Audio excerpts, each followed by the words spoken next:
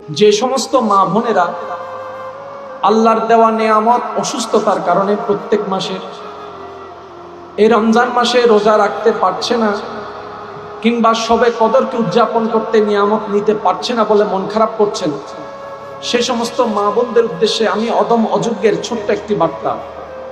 হে আমার মা এবং বোনেরা, আপনারা মন ছোট করবেন না, কারণ আপনি রহমানের বান্দি, রহিমের বান্দি।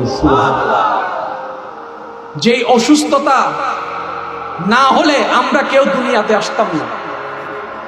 মনে রাখবেন আমার মা বোনেরা, এটা আপনি অসুস্থ হননি, আপনার রব দয়া করে আপনাকে অসুস্থ করেছেন।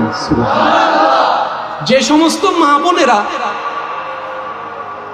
এই চিন্তায় মগ্ন, মন ব্যতীত, অসুস্থ শরীর নিয়ে লাইলাতুল কদর কিভাবে উদযাপন করব, অসুস্থ শরীর নিয়ে রোজা কিভাবে রাখবো, ইসলাম কত সহজ দেখেন।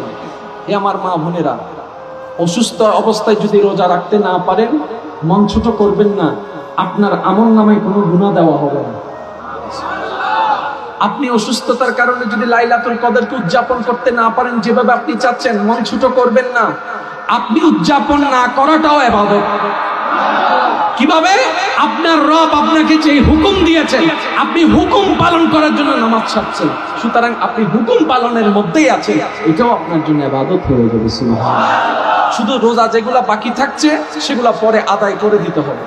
তো লাইলাতুল কদর কিভাবে উদযাপন করব, রোজা কিভাবে উদযাপন করব, অসুস্থ শরীর নিয়ে আপনার টেনশন করার দরকার নেই। কোরআন তেলাওয়াত শুনতে থাকুন। নবী রাহমাতুল লিল আলামিন বলেছেন, কোরআন তেলাওয়াত শোনার মধ্যে সওয়াব আছে। সুবহানাল্লাহ। আল্লাহর নামের জিকির করতে থাকুন, ওই জিকিরের মধ্যে সওয়াব আছে।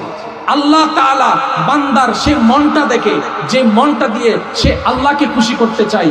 ও আমার মা বোনেরা, যখন আপনার রব দেখবে আপনি অসুস্থতার কারণে রোজা রাখতে পারছেন না বলে একটা মন খারাপ করছেন, লাইলাতুল কদরে ইবাদত করতে পারছেন না বলে মন খারাপ করছেন, আপনার রব চাহে তো আপনার সেই মন খারাপের উপর খুশি হয়ে আপনার সারা জীবনের গুনাহকেও মাফ করে দিতে পারেন। সুবহানাল্লাহ। সেজন্য আল্লাহ তাআলা কোরআনে স্পষ্ট বলেছেন, আমি আল্লাহ কোন বান্দার উপর এমন কিছু চাপাই দিই না যেটা তার জন্য পালন করা কষ্টকর হয়ে যাবে।